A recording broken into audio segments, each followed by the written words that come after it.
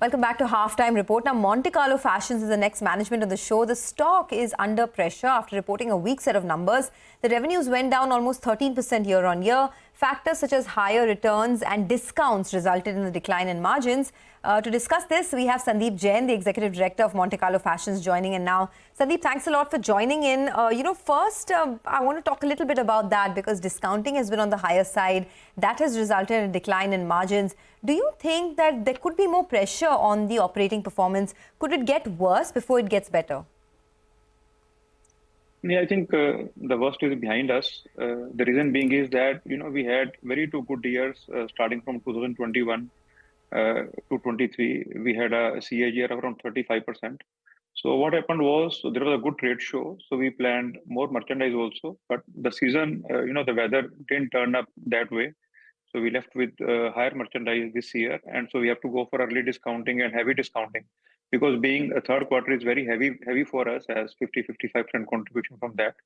So because of that, we have to go for higher discounts, and that has resulted in around 25 CR of extra discount, which we gave in that quarter. And also we have to take extra return of round, which impacted 45 CR to our profitability. But I think the worst is behind us. Going forward, we'll be seeing, as far as profitability is concerned, we'll definitely see higher profitability from this level. All right. I remember this very clearly, Sandeep. I remember speaking to you in February itself, and you said that you were hit by a bit of a double whammy because in December, when there was no winter, you sold the products at a discount, and when Jan it started to get cold, your stores were running out of inventory because of the sale that you had done in December already. So, all said and done, what are you looking at in terms of growth for this year? Because weather is so volatile, it's also extremely hot right now. You are increasing your contribution coming in from non-winter products as well. So what's the strategy for this year and the next? What's the targeted growth? See, to be very honest, this year we are, guiding a very flat revenue this year. We're not anticipating any growth in this financial year, but the more focus is on the profitability, because we know that there are some areas where we lost because of higher discounting in some of the EBOs and other channels. So some of the channels we are shutting it down, and some of the EBOs we are shutting it down, and we are adding another around 40 to 45 EBOs, which will compensate the sales of these EBOs, but that will result in more profits. At the same time, we have increased our prices around 7 to 8% in the summer as well as in winters. So I'm 100% sure that we'll be having a very good profitability as compared to last year's level. But the revenue, we say that we'll be having a flat year going ahead. But we can come back and revise our guidance in second quarter, because even till today, the consumption is not going up. Consumption is still very weak. Discretionary spending is not happening. Maybe after the election, if something government comes up with something and economy rebounds, definitely we can come back with revised guidance. So when you spoke about profitability improving, what's the sort of margin that you're targeting this year? Because, that's had an impact, these sales, etc. Yeah. Your fourth quarter EBITDA turned into a loss. What's the kind of margin that you're targeting? Yeah, so I can't say you exact margins, but the last year we used to maintain a EBITDA of around 20% from last 10-15 years. But last year it went down to 15%. But definitely there will be a significant jump from the last year's margin. But actual EBITDA margin, I can only guide you in the month of September and October. That is second quarter phone call.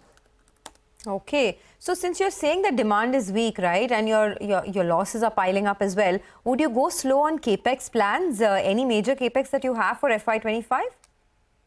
No, we have a normal capex of around 15 CR, which is a normal capex. But yes, there will be addition of EBOs, but most of them are franchise operated. So there's no capex involved. Okay, there's no capex involved. Got that. Also wanted to understand in your kids segment, right, the volumes have declined quite a bit. So in FY25, any kind of recovery that you're looking at over there? We see a flat growth in kids also. I think we achieved 90 to 90 CR of kids wear sales, and we hope to have it at this level only. All right. And what about Rocket and Luxuria? Rocket, what has it reached right now? What's the scalability there?